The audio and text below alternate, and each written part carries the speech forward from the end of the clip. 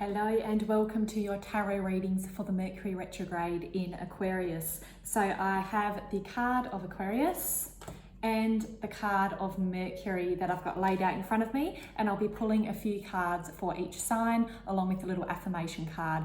Please do check out my introduction to Mercury Retrograde video, which I've just posted before these tarot readings, which gives you a bit of insight into the general energy and what a retrograde actually even means if you aren't aware of that, because it's something we hear thrown around so often. So I'm going to roll a little dice to determine which sign I'm going to read for first, and then I'm going to go by element. So if I pull an earth sign first on the dice, I'm then going to do the other earth signs, and I will do another reading for the other elements following on from this. So please do find the one that's applicable for your sun, moon and rising sign, because it's all there, right? Or even your Mercury sign. If you know what sign your natal Mercury is in, then maybe check that out too, since it's Mercury retro. Okay, so let me roll the lucky dice. Okay, so Leo, I'm going to start with the fire signs. Little Leo is first up off the bat there. Okay, I'm just going to do a quick sage of my cards, because I feel like I need a sage in between all of these readings today, just to clear the energy. I've got the aircon blasting down, so it's not lighting up very nicely, but there we go. Okay, so dive straight in for Leo.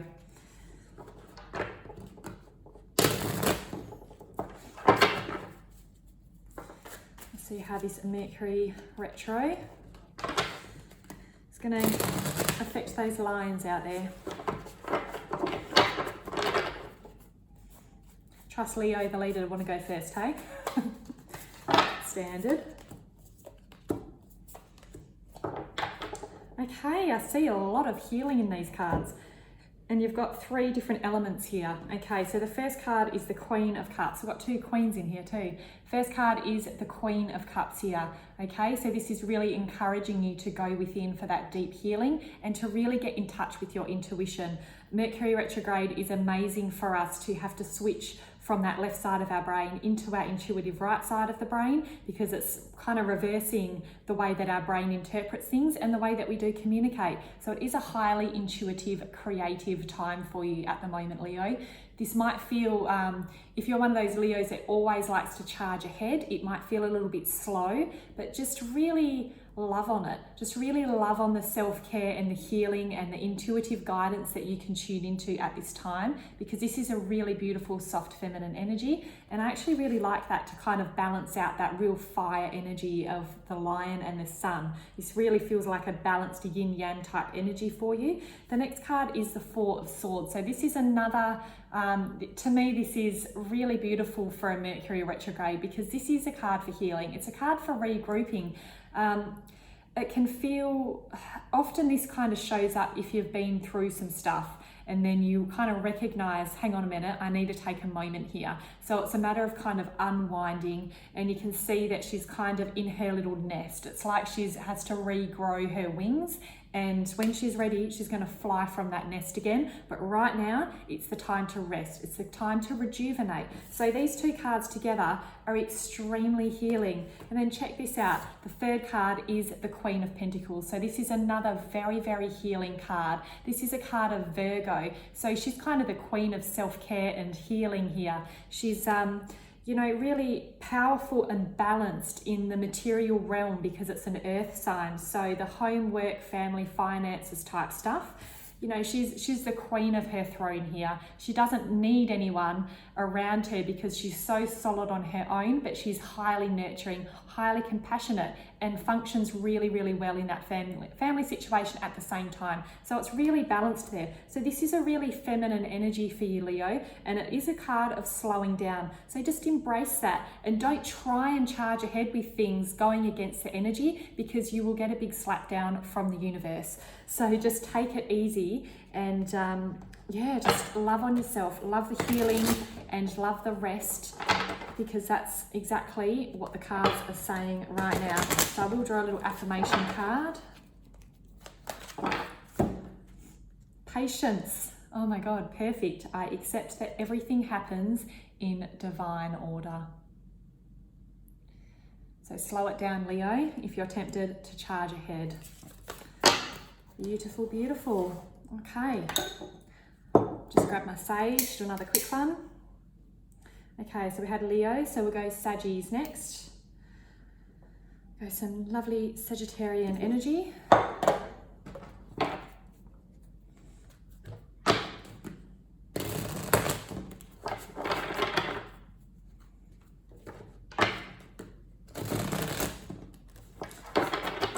Okay, let's see what we got for Sag.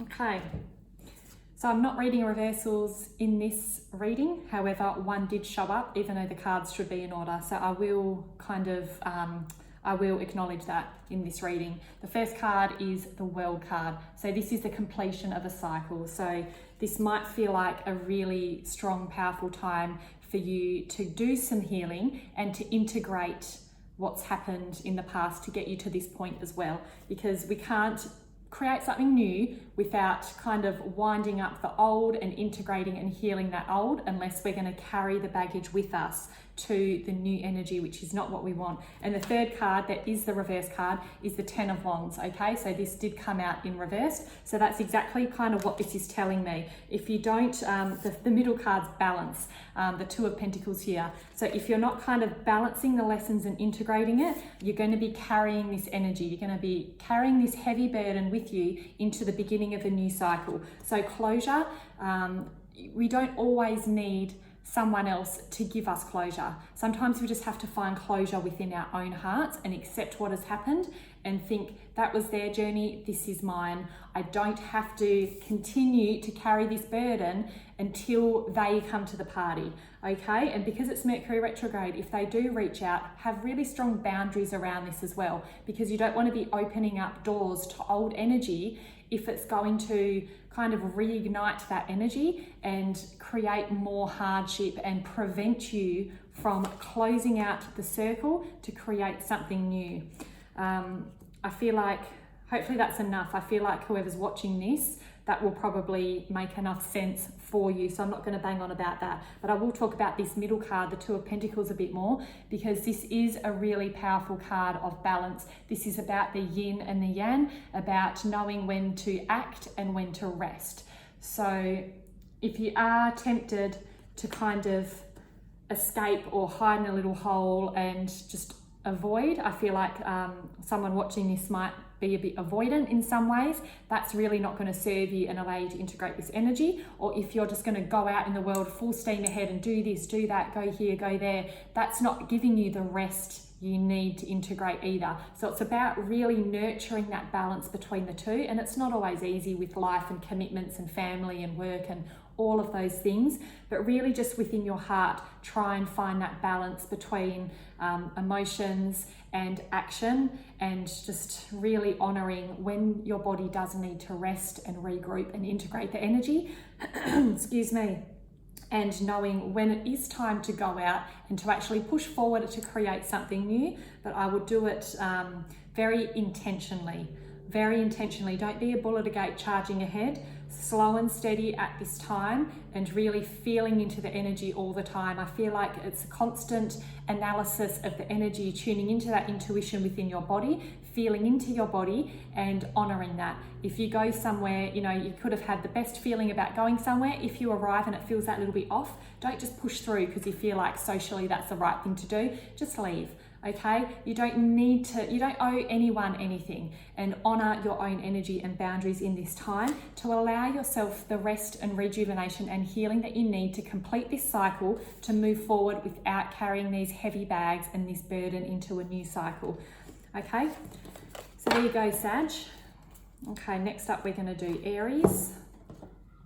Just quickly sage these cards again. I didn't pull an affirmation card for you. Let's pull a quick affirmation card for Sag.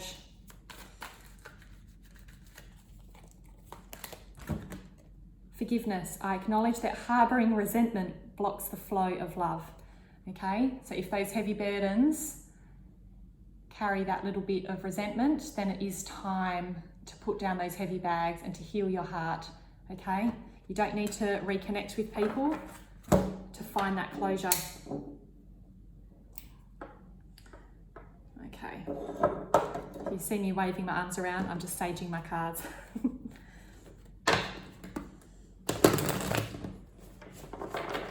All right, Aries.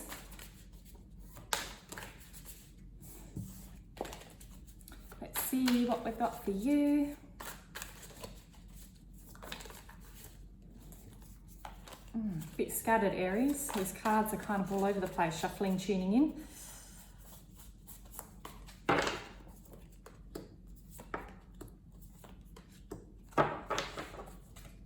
Okay, Aries, so the first card that's come out is the Four of Pentacles. So this is the card of the Sun in Capricorn. So it's that Capricorn energy of being quite proud of where you're at and your social standing and your belongings. When the Four of Pentacles comes up though, it's often a reminder about what's really important, because our possessions aren't always the most important thing, and our pride and our ego can sometimes interfere with human connection and love as well. This card is very guarding of the heart space. So you might have, not sure if there has been an argument, or if you just feel quite protective of your heart or your energy, your belongings at this point. This is a card of kind of, it feels a little bit like a contraction a lot of the time in readings like this. So she is kind of sitting pretty. She does have what she wants, but just that guarded type of energy as well. The next card that's after this is the Ten of Cups. So to me, this is kind of moving from that Four of Pentacles into that Ten of Cups. It's like you're putting down that weight, and then you're allowing your heart to open and finding that joy and connection. Okay, so I feel like that possibility is there. So just being aware that if you are tempted to keep your heart closed, you might be missing out on a really beautiful connection with others here. And there are children in this card as well, so it might involve a family or some children, or it could just be encouraging you to open that heart and to find that joy and that playfulness as well. The third card is the Seven of Swords. So I feel like someone's not really being honest here. Now, because this is about Mercury retrograde, it could kind of represent, a miscommunication. To me, this feels intentional. It's like having the wool pulled over your eyes a little bit, or being informed of a half-truth, but not really knowing the full picture. And it's quite intentional as well. And you've kind of, it's kind of like when the media reports something and it's full of false flag type stuff, because you've got that crow at the beginning, like right at the front of the card, kind of squawking there, and then he's sneaking off in the background, stealing those feathers under the moon. So the moon can be all about that illusion and that subconscious as well. So this could actually be you kind of lying to yourself about something, or it could be an external force coming in that's kind of doesn't have your best intentions at heart, and it's keeping that wool over your eyes a little bit, or that subconscious kind of illusionary type of energy there as well. So just keep that in mind as you navigate through, and to trust your intuition, because the cups are all about trusting that intuitive guidance and regulating those emotions as well.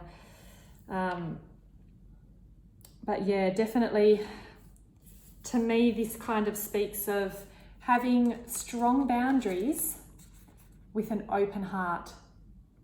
Strong boundaries with an open heart is what I'm feeling as an overall theme for those cards, because those strong boundaries will help you spot those red flags as well, if there is any dishonesty happening around you or miscommunication.